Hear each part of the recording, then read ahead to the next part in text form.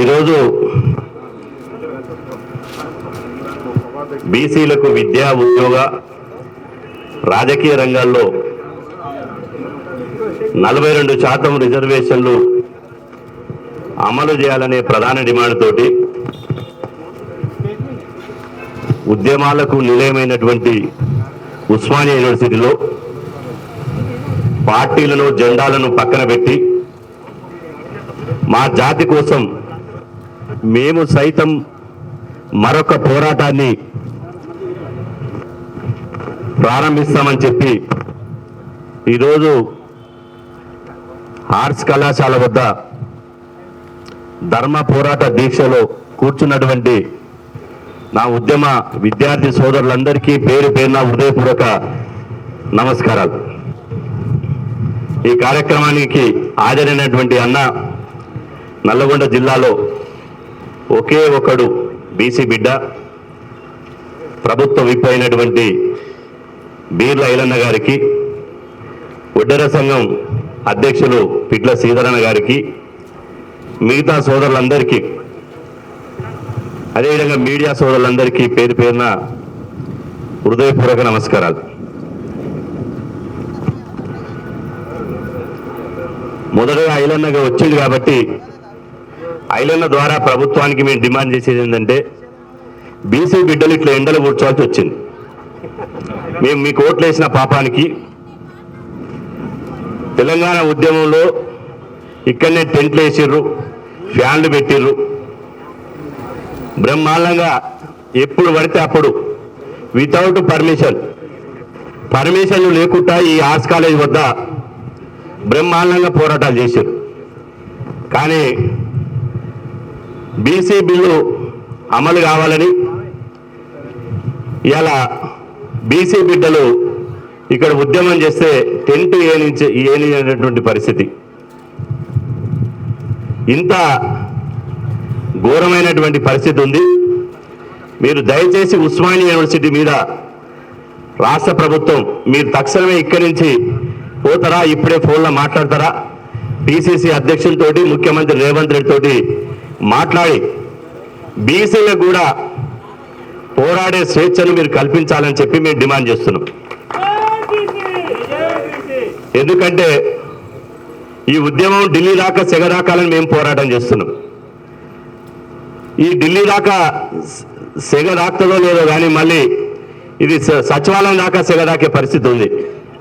మీరు బిల్లులు పెట్టిరు, మేము అభినందించినాం, చట్టం చేసిరు అభినందించినాం, కులగణన చేసిరు అభినందించినాం. ఈ విషయంలో ఈ విద్యార్థులు చేస్తున్నటువంటి పోరాటంలో ప్రభుత్వం సహకరించకపోతే బీసీల వ్యతిరేకిగా ఈ ప్రభుత్వం ఉందని ఆలోచించవలసి వస్తుంది అని చెప్పి ఈ సందర్భంగా తెలియజేస్తూ, నిజంగా ఈరోజు తెలంగాణ రాష్ట్రంలో మనందరినీ కలిపి బీసీలను ఇప్పుడు ఏకతాటి చేసినటువంటి ఘనత మాధవరెడ్డికి దక్కింది. రెడ్డి జాగృతి పేరు పెట్టుకుని బీసీల నోట్లో మట్టి కొట్టి, బీసీల నోటికాడ ముద్దు గుంజుకొని, బీసీలను రోడ్ల మీద తీసుకొచ్చి, బీసీలను హక్కులను కాలరాసి ఇవాళ రాష్ట్ర బంద్ జరిగినా, పోరాటాలు జరిగినా, ధర్మ పోరాటాలు దీక్షలు జరిగినా, రేపు భవిష్యత్తులో బీసీ రాజ్యం రావడానికి ఇవాళ మాధవరెడ్డి కారకుడైపోయాడు. తెలంగాణ ఉద్యమంలో తెలంగాణ వస్తే సామాజిక తెలంగాణ వస్తుంది, ఎవరి వాటా వాళ్లకు దక్కుతుంది. వలసాంధ్ర పాలనలో మెజార్టీ ప్రజలైనటువంటి బీసీలకు అన్యాయం జరిగింది. మా తెలంగాణ మాకు వస్తే స్వరాష్ట్రంలో బీసీలకు సామాజిక న్యాయం జరుగుతుంది అని చెప్పి విశ్వసించి తెలంగాణ ఉద్యమంలో 1200 మంది విద్యార్థులు బలిదానం చేస్తే 1100 మంది బడుగు బలైన వర్గాల బిడ్డలు బలిదానం చేశారు. ఈ 1100 మంది బలిదానాలు చేస్తే తెలంగాణ రాష్ట్రం వచ్చింది. చాలామంది వాళ్ళు పెట్రోల్ పోసుకురు, అగ్గిపేట దొరకలే వాళ్ళకు. అదేవిధంగా మేము బలిదానం చేస్తాం, ఆమర నిరాదీక్ష చేస్తామన్నారు. ఖమ్మంలో పండరసం తాగిర్రు. ఆ తర్వాత ఉస్మానియా యూనివర్సిటీ విద్యార్థి లోకమంతా నువ్వు పండ్లరసం కాదురా, తెలంగాణ బిడ్డల రక్తం తాగని చెప్పి మళ్ళీ ఓయు గుప్పందుకుంటే తెలంగాణ ఉద్యమం పురుడు పోసుకుంది. తెలంగాణ రాష్ట్రం వచ్చిందంటే అది కేవలం విద్యార్థుల పోరాటం వల్లనే తెలంగాణ రాష్ట్రం సాధించింది. అది అందరికీ తెలిసిన విషయమే. మరి చీమలు పెట్టిన పుట్టలు పాములకు నిలయమైనట్టు మనం తెలంగాణ కోసం బలిదానం చేసినాం, తెలంగాణ కోసం దునికి ధూమ్ధాం చేసినాం. ఇదే ఆర్ట్స్ కాలేజ్ దగ్గర బతుకమ్మ ఆడినాం, ఇదే ఆర్ట్స్ కాలేజ్ దగ్గర బహిరంగ సభలు పెట్టినాం, ఇదే ఆర్ట్స్ కాలేజ్ దగ్గర ఇలా సకల జిల్లా సమ్మె నినాదంతో ఉద్యమాలు చేసినాం. తెలంగాణ వచ్చింది.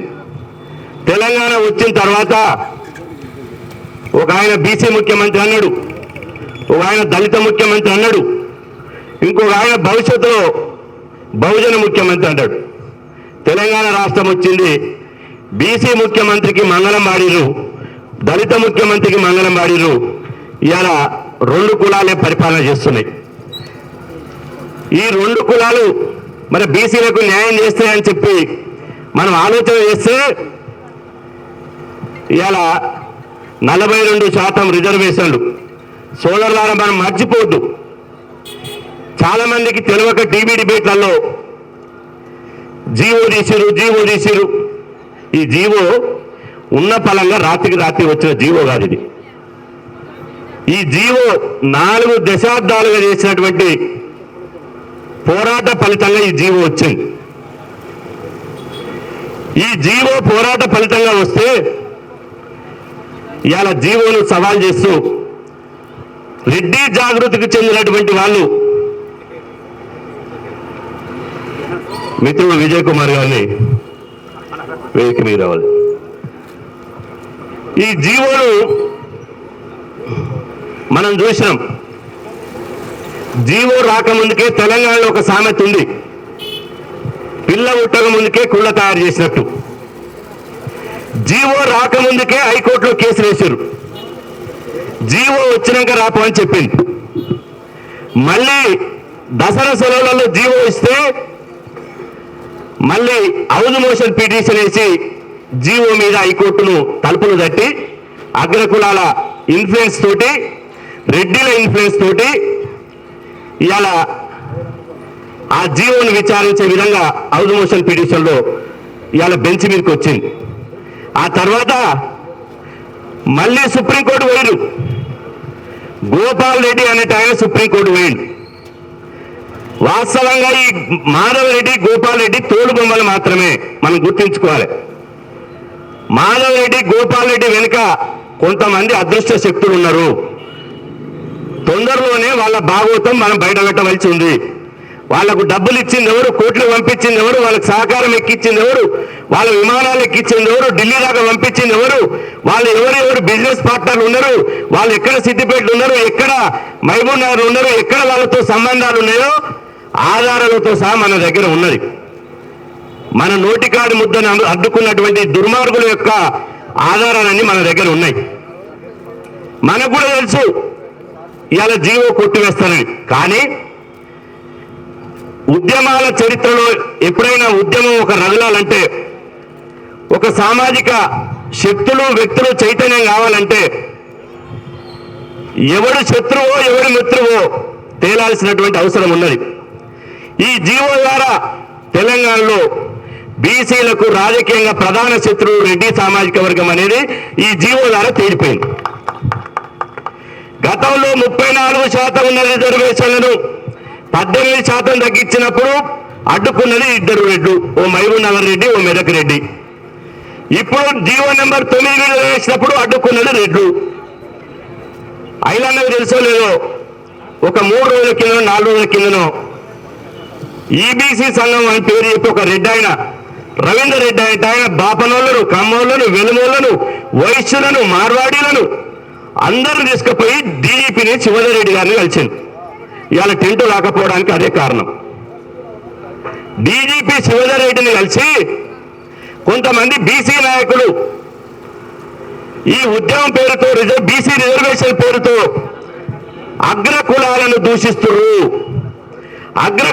దూషిస్తున్నారు కాబట్టి వాళ్ళ మీద చట్టపరమైన చర్యలు తీసుకోవాలని చెప్పి వాళ్ళు ఎప్పుడైతే వినతి పత్రం ఇచ్చారో అప్పటి నుంచే డీజీపీ శివధర్ రెడ్డి బంద్ జరిగిన రోజు ఎవరు వాళ్ళు పెట్టిందో తెలియదు, కానీ బంద్ జరిగిన రోజు శాంతియుతంగా బంద్ జరిగితే 18 తారీఖు నాడు బంద్ జరిగితే 9 మందిని రాత్రి 9 నుంచి తెల్లవారు 3 గంటల వరకు ఒక తీవ్రవాదులను ఉగ్రవాదులను అరెస్ట్ చేసి అదే రోజు అరెస్ట్ చేసి ఆదివారం పూట జడ్జి ఇంటి ముందర హాజరుపరిచారు. తెల్లారితే దీపావళి, మళ్ళీ తెల్లారితే నోరు, అంటే వారం రోజులు వాళ్ళని జైల్లో పెట్టాలని కుట్ర చేశారు. ఎందుకు? ఈ అగ్రకులాలు పోయి డీజీపీ గారికి వినతి పత్రం ఇవ్వడం మూలంగా. ఇవాళ ఈ ఉస్మానియా యూనివర్సిటీ వేదికగా ఒకటి విజ్ఞప్తి చేస్తున్నాం. కమ్మోళ్ళు పిటిషన్ వేయలే, కమ్మోళ్ళు మాకు శత్రువులు కాదు. అదేవిధంగా వెలుమోళ్ళు పిటిషన్ వేయలే, వెనక ఉన్నారనుకో వాళ్ళు మాకు శత్రువులు కాదు. వైశ్యులు పిటిషన్ వేయలే, వాళ్ళు శత్రువులు కాదు. అదేవిధంగా బాపనోళ్ళు పిటిషన్ వేయలే, వాళ్ళకు శత్రువులు కాదు. కానీ రెడ్డోళ్ళు 5% ఉన్నటువంటి రెడ్డి ఆధిపత్య వర్గాలు మేమంతా 5% ఉన్నాం, బీసీలు ఎస్సీ ఎస్టీలను కలుపుకొని 90% ఉన్నారు కాబట్టి మిగతా వాళ్ళని కలుపుకోకపోతే మేము సమాజంలో ఒంటరితనని చెప్పి వాళ్ళందరినీ గూడుపుటాన్ని చేసుకుని డీజీపీ గారికి వినతి పత్రం ఇచ్చారు. మేము ఆర్ట్స్ కాలేజ్ నుంచి బీసీ బిడ్డల తరఫున డీజీపీ గారికి మేము విజ్ఞప్తి చేస్తున్నాం. ఈ ఉద్యమం శాంతియుతంగా జరుగుతుంది, ఈ ఉద్యమం ప్రజాస్వామ్యయుతంగా జరుగుతుంది. ఇవాళ రెడ్డిల పరిస్థితి ఎట్టుందంటే కిందంగా గిచ్చి మీరంగా నవ్వమన్నట్టుంది. మన రిజర్వేషన్లను మన తినే కంచంలో మన్ను పోశారు, మన తినే నోటికాని ముద్దను గుంజుకున్నారు, పైగా మమ్మల్ని దూషిస్తున్నారని చెప్పి డీజీపీ దగ్గర కూర్చొని ఇవాళ ఉస్మానియా యూనివర్సిటీలో టెంట్ రాకుండా ఉద్యమం సక్సెస్ కాకుండా కుట్రలు చేసిన విషయాన్ని మనం అర్థం చేసుకోవాలి. కాబట్టి ఇవాళ డీజీపీ గారు అంటున్నారు ఎక్కడో ఉన్నటువంటి అడవులో ఉన్నటువంటి మావోయిస్టులను రండి ప్రజాస్వామ్యయుతంగా పోరాటం చేయండి అని చెప్పి పిలుపునిస్తున్నారు. మరి ఇక్కడ చేసేది ప్రజాస్వామ్యయుత పోరాటం కాదా? ఇక్కడ టెంటు, ఇక్కడ సౌకర్యాలు ఎందుకేరు?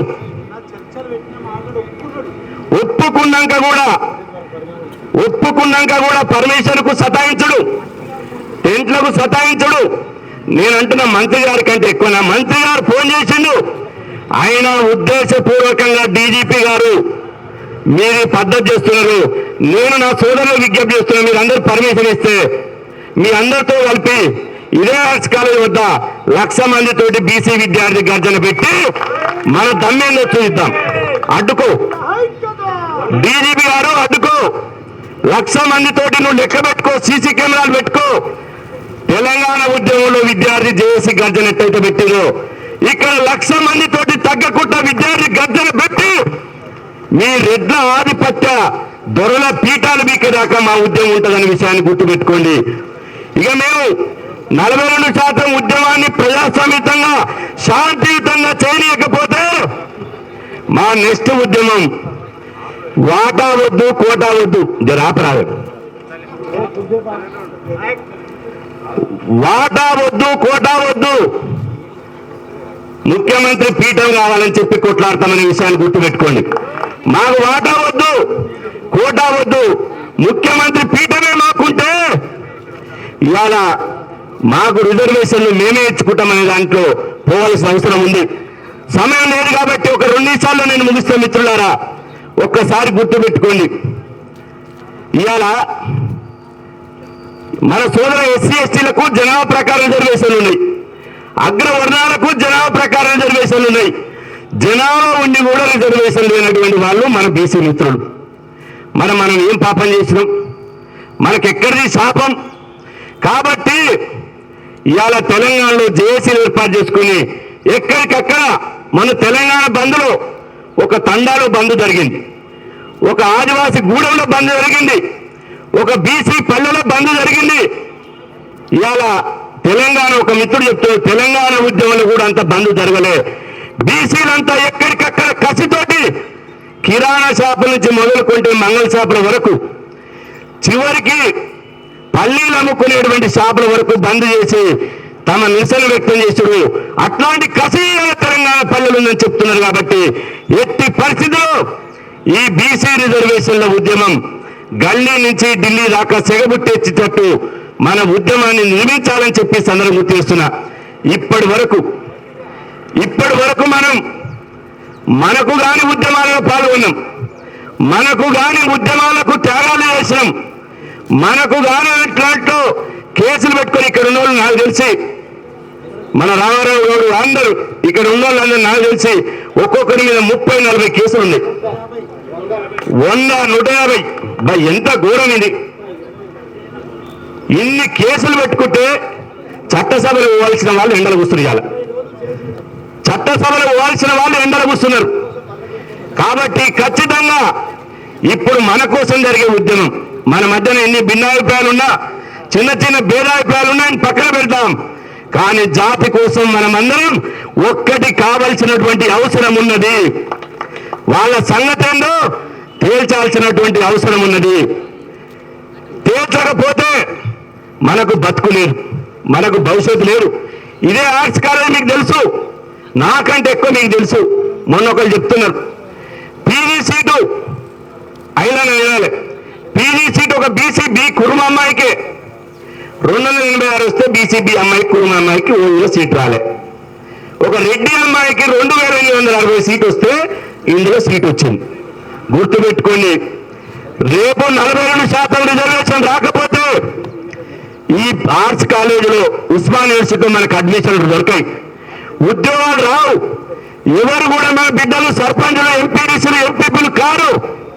ఇవాళ ఖచ్చితంగా మనం ఇవాళ ఒక్క తెలంగాణ ఉద్యమంలో గోరేటంకి అని అన్నాడు, ఏ ఆఫీసు మెట్లెక్కిన జిల్లేరమ్మ జిట్టా వాళ్ళు ఎదురుగానే కూర్చుంటానన్నాడు ఆంధ్ర ఉద్యోగులు.